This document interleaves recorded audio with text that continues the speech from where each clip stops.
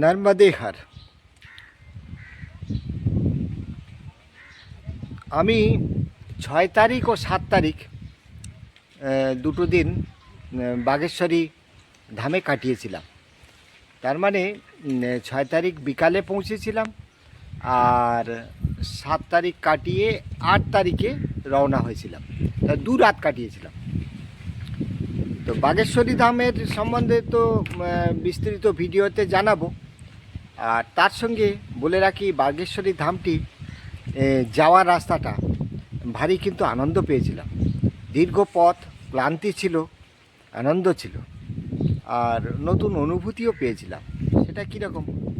হাতিয়া বাবার পর থেকে একটা পাকদণ্ডী রাস্তা একটা ক্যানেলের পাশ দিয়ে গেছে। সে রাস্তাটি কোথাও এবড়ো খেবড়ো, কোথাও উঁচু নিচু, কোথাও মনে হচ্ছে একদম রুক্ষ বন্য জঙ্গল, পাহাড়ি জঙ্গল, কোথাও মনে হচ্ছে একদম সুন্দর শস্যক্ষেত।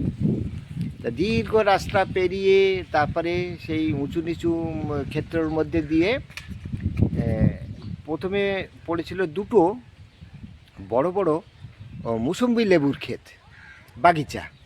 তো সেই বাগিচার পাশ দিয়ে গিয়ে তারপরে যখন শেষ পর্যন্ত পৌঁছলাম, তখন বেশ অন্ধকার অন্ধকার ভাব চলে আসছে। সূর্যদেব অস্তমিত। খুব ভয় পেয়ে গেছিলাম যে এখনও কত পথ হাঁটতে হবে। আসলে জুতো কেনার চক্করে এটা জিনিসটা হয়েছিল। আমার জুতো বদলানোর দরকার ছিল, তো আশা পূর্ণ হলো না। তো শেষ পর্যন্ত যে গ্রামটাতে গিয়ে পৌঁছেছিলাম, সে গ্রামটাতে জুতো পাইনি। তো না পেয়ে অঞ্জিরুদ গ্রাম। তো অঞ্জিরুদ গ্রামের শুরুতেই একটা আশ্রম ছিল। তো সে আশ্রমে থাকলাম না, ভাবলাম আরেকটু এগিয়ে যাই, দেখি একটা দুটো, এত বড় গ্রাম তো নিশ্চয়ই তাতে একটা জুতোর দোকান থাকবে। তারপরে শেষ পর্যন্ত সে আশ্রমে না থেকে আরও গিয়ে গেলাম। এইবার পরবর্তী আশ্রম ছিল বাগেশ্বরী মাতা মন্দির, কিন্তু সেটা অনেকটা দূর, 2 কিলোমিটার। তখন পুরো দিনের শেষে 2 কিলোমিটার বাড়তি হাঁটা মানে সে যে কী মানসিক যন্ত্রণা বোঝানো খুব কঠিন। তো এগিয়ে গেলাম, গিয়ে জুতোর দোকান একটা পেলাম, কিন্তু ছোট ছোট চপ্পল, হাওয়াই চপ্পল, গ্রামের লোকেদের জন্য। শক্তপোক্ত জুতো ছিল না। সুতরাং জুতোর আশা ত্যাগ করে এগিয়ে গেলাম। গিয়ে সন্ধেবেলা বাগেশ্বরী ধামে ঢুকলাম। ওখানে এক বাঙালি বাবা থাকেন, তার সঙ্গে খুব খুব আপ্যায়ন করেন, পরিক্রমাকারীদের খুব সেবা যত্ন করেন, ভালো মানুষ। বরাহনগরে বাড়ি। তো সেসব গেল। 7 তারিখে ওই গ্রামবাসীর একজনের সাহায্য নিয়ে তার সঙ্গে গেলাম সানাবাদ। দূরে সানাবাদ বড় শহর, বিশাল বড়। ওখান দিয়েও পরিক্রমাকারীরা যায়, আর আমি এসেছিলাম হচ্ছে এই ভিতরের দিকে রাস্তায়। তো সানাবাদ গিয়ে ওখান থেকে খুব ভালো জুতো উনি কিনে দিয়েছিলেন, যে জুতোটি দীর্ঘদিন আমার খুব আরাম দিয়েছিল, পথ চলায় ক্লান্তি আসেনি। তো এই হলো বাগেশ্বরী ধামের গল্প। আর অতি সুন্দর জায়গা। আমার 2 দিন ছিলাম, খুবই সুন্দর লেগেছিল। ধামটি খোলামেলা, তবে একটাই মুশকিল ছিল, ওখানে গ্রামবাসীরা মানে লোভী তো সব জায়গায় আছে, তারা শক্তিপীঠ সেই সুযোগ নিয়ে ওখানে বলি দেয়। তবে মন্দির চত্বরও নেয়। মন্দির চত্বরের বাইরে একটা অংশ আছে যেখানে বলি দিয়ে তারা রান্নাবান্না করে ওখানে খায়, হই হট্টগোল করে। আবার ওরা আবার এদিকে পরিক্রমাকারীদের দিকে এসে মাঝে মাঝে হাত মুখ ধোয়ার জন্য করে, ওই মাংসের ওই সব নিয়ে টিয়ে যায়। তো এইসব আবার এদিককার এরা তাতে খুব অসন্তুষ্ট। তা মন্দিরে দুটো মত, দুটো দল। হ্যাঁ, একটা হচ্ছে মন্দিরপন্থী, আরেকটা হচ্ছে পরিক্রমাপন্থী। এই নিয়ে কিছু মানসিক টানাপোড়েন জায়গাটিতে আছে। আর এই আশ্রমটির আরেকটি গুরুত্ব হলো, এখান থেকে একটা শর্টকাট রাস্তা গেছে এর বাইরে থেকে সোজা ওঙ্কারেশ্বর ক্ষেত্র অবধি। তো ওঙ্কারেশ্বর ক্ষেত্রের কাছ দিয়ে যারা যেতে চায় তারা ওই রাস্তাটি দিয়ে গেলে খুব সহজেই ওঙ্কারেশ্বর ক্ষেত্রের পাশ দিয়ে যেতে পারে। এইটাই হচ্ছে এর গুরুত্ব। যাই হোক, আমি সে রাস্তাটা ধরিনি, সেটা ব্যক্তিগত কারণে বা চিন্তাভাবনার একটুখানি অসুবিধার জন্যে। তো এইটুকুই জানাই। না।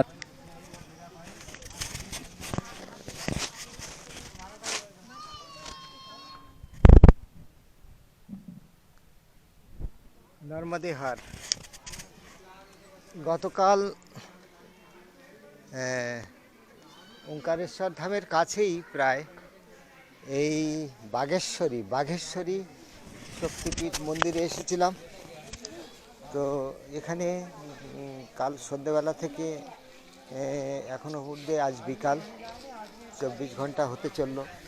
আজ রাত্র কাটাবো, মানে 2 রাত্রি এখানটা কাটালাম। মন্দিরটি অতি সুদর্শন আর পাশে একটি নিম গাছ। তা মন্দিরটির দুটো অংশ, একটা অংশ হচ্ছে অন্নক্ষেত্র, এটা বাঘেশ্বরী মাতা শক্তিপীঠ অন্নক্ষেত্র। এইখানটাতে এইটুকু অংশে পরিক্রমাকারীরা থাকেন, তাদের থাকার জন্য এই সমস্ত জিনিসপত্র রাখা আছে, কম্বল। এই সাধু বাবা, ইনি বাঙালি বাবা। আজকে আমি এখানটায় আছি। আমরা আপাতত এই জায়গাটাতে 3 জন আছে, এই মাতা, আরেক মাতা, আর এই আমার আসন। কালকের আরও একজন ছিলেন। আর এইটি এই অন্নক্ষেত্রের ভাড়ার ঘর, বাইরে থেকেই দেখাচ্ছি। এখানেই ভোজন প্রসাদই তৈরি হয়। আর একটু খোলামেলা, কিন্তু খুবই সুন্দর। আর এই পেছন দিকটা একটা বাগান আছে, রান্না করার জায়গা আছে, তারপর বাথরুম আছে ওই দিকটাতে, শৌচালয়। সুতরাং পরিচ্ছন্নতার দিক দিয়ে কোনো অসুবিধা নেই। কনস্ট্রাকশনের কাজ চলছে। আর এইটি হচ্ছে বাঘেশ্বরী, এই আশ্রমের দ্বিতীয় অংশ। এইটি হচ্ছে বাঘেশ্বরী মাতা মন্দির। মন্দিরটি সদা ব্যস্ত, সারাদিনই ভক্তজনের আনাগোনায় একদম সরগরম। বাচ্চা থেকে মায়েরা থেকে পুরুষরা থেকে সকলেই এই মন্দিরে আসেন, পুজো পাঠ করেন নিজের মনের খেয়ালে। এই বাঘেশ্বরী মাতার মূর্তি। তো বাঘেশ্বরী মাতা খুব সুন্দরভাবে সাজানো মন্দিরটি। আর মেঝেটি এই, চারিপাশে বিভিন্ন দেবদেবীর মূর্তি আছে, ভগবানের মূর্তি সব। আচ্ছা, খুবই সুন্দর, অনেক বড়, চূড়াটিও অনেক উঁচু। পুরো মন্দিরটা আসুন দেখাই। এই মন্দির প্রাঙ্গণ, এইখানটাতে সবাই পূজা আর্চার পরে এখানে বসে আনন্দ করে। পাশে আরেকটি শিব মন্দির আছে। এটা যেহেতু শক্তিপীঠ, এর পিছন দিকে বলি টলিরও বোধহয় ব্যবস্থা আছে। তো সে অংশ তো আমি যাইনি, যাওয়ার ইচ্ছাও নেই। তবে এখানে জগদীশ্বর ভগবান শিব আছেন, নন্দী মহারাজ, আর এখানে আছে শিব ঠাকুর। এই ওম নমঃ শিবায়। তো সারাদিনই ভক্তের আনাগোনায়, যেখানে ভগবান আছেন সেখানে ভক্ত আছে। উপরতলা যাওয়া যায়, উপরতলায় যাই।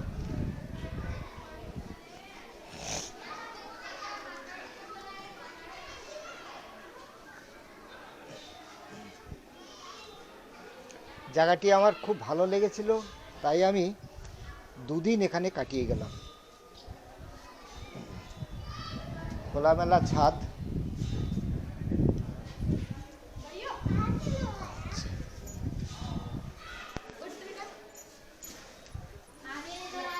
আর এখানে মা কালিকার মূর্তি। नर्मदे हर। माई, छोटो माई किधर है? ये भी मैया है।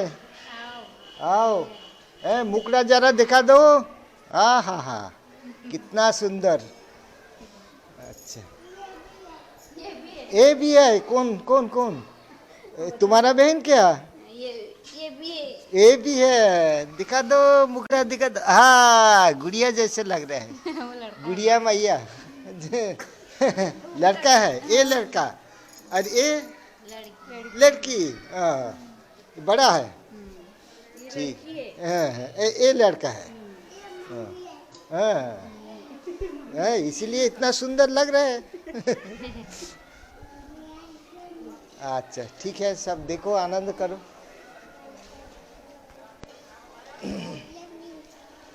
তো উপরে শক্তি মন্দির এই পাশে এই শিব মন্দির আর তার নিচে বাগেশ্বরী মাতা আমি প্রথমে ভেবেছিলাম বাগেশ্বরী কিন্তু বাগেশ্বরী নয় এটা বাঘেশ্বরী তা যাই হোক শক্তিপীঠ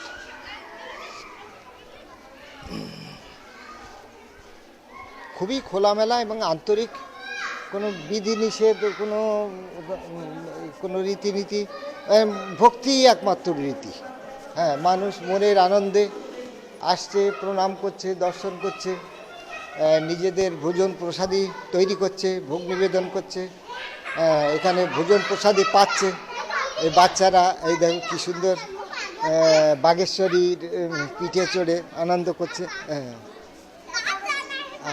अच्छा ये क्या गाड़ी चला रहे हो हैं गाड़ी गाड़ी चला रहा मोटरसाइकिल चलाओ भूं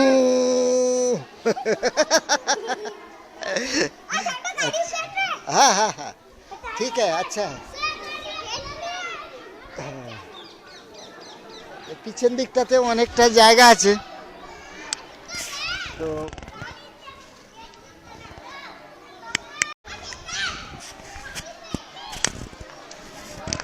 তো এই হলো বাগেশ্বরী মাতা মন্দির একদম খোলামেলা কোনো বিধিনিষেধ নেই সব মনের আনন্দে এখানে সব ভজন পূজন ভোজন সবই করছে বাচ্চারা মনের আনন্দে খেলছে হ্যাঁ এই দেখুন বাগেশ্বরী মন্দিরের সামনে দুটো বাঘ আছে বাচ্চারা কি সুন্দর সেটাকে মোটর গাড়ি বানিয়ে ভোঁ করছে হ্যাঁ হ্যাঁ চালাও চালাও ফের গাড়ি চালাও ভোঁ ভ্রু আচ্ছা হ্যাঁ চালাও হ্যাঁ ঠিক আছে তো ভালো খুব সুন্দর প্রাণের টানে আচ্ছা এখানে দুইজন অংশ তো পরিক্রমাকারীদের অংশে আছেন এক বাঙালি সাধু তিনি 2 বছর ধরে এখানে আছেন তার মূল ক্ষেত্র ছিল কাশী বিশ্বনাথ ধাম সেখান থেকে ইনি বছর 2 এখানে আছেন বাড়ি আমাদের বরানগরে তো সাধু বাবার সঙ্গে অনেক বিষয়ে অনেক কথাবার্তা আলোচনা আমার হলো তো সারাদিন অনেক পরিশ্রম যায় অনেক কাজ করতে হয় উনি একটু বিশ্রাম নিচ্ছেন উনি জেগেও গেছেন আর এই ঘরে থাকেন পুরোহিত মশাই হ্যাঁ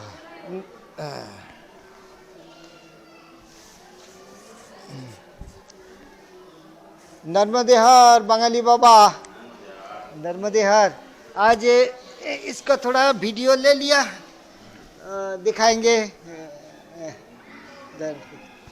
तो अच्छा सब कुछ देख लिया नर्मदे हर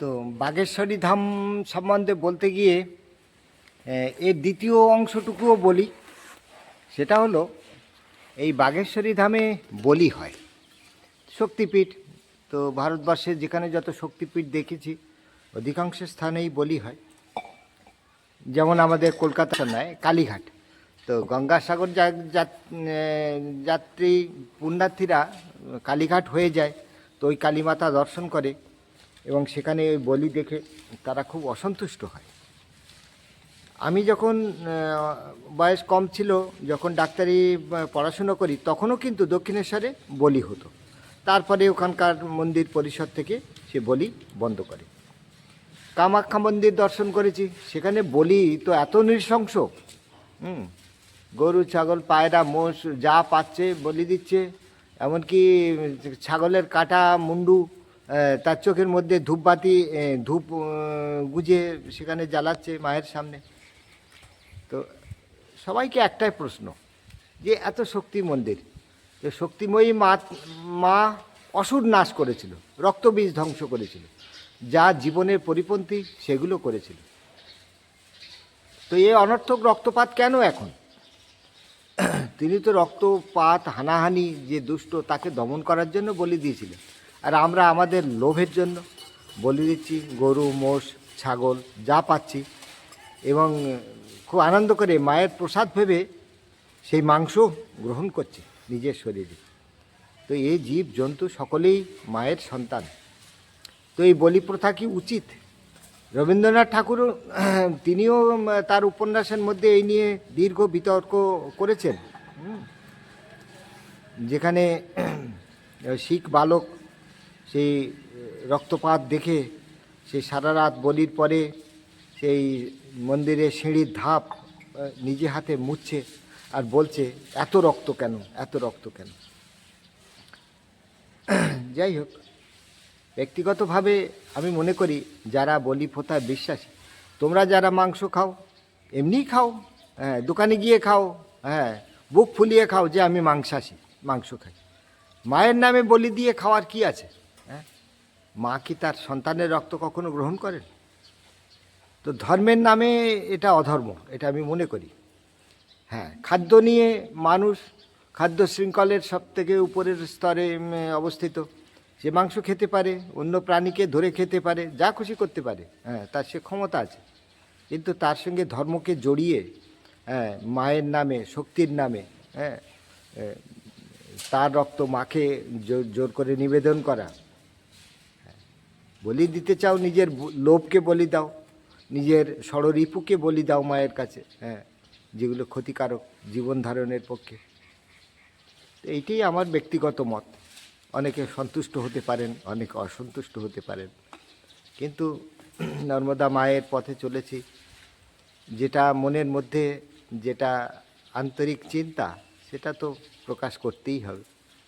তো এই শক্তিপীঠে বাঘেশ্বরী ধামে 2 রাত কাটালাম, তো ভালো করে অনুভব করার জন্য যে কি হয় সেখানে, কি আদৌ মায়ের ধ্যান পূজন করা সম্ভব। আমার অনুভূতি হলো সেটা কখনোই করা সম্ভব না। সেখানে সর্বদা মনের মধ্যে ওইটা থাকে যে এখানে বলি হয়, বলি হচ্ছে, মা কি রক্তপান করে, এই ধারণার মধ্যে দিয়েই গোটা সময়টা কেটে যায়। নর্মদে।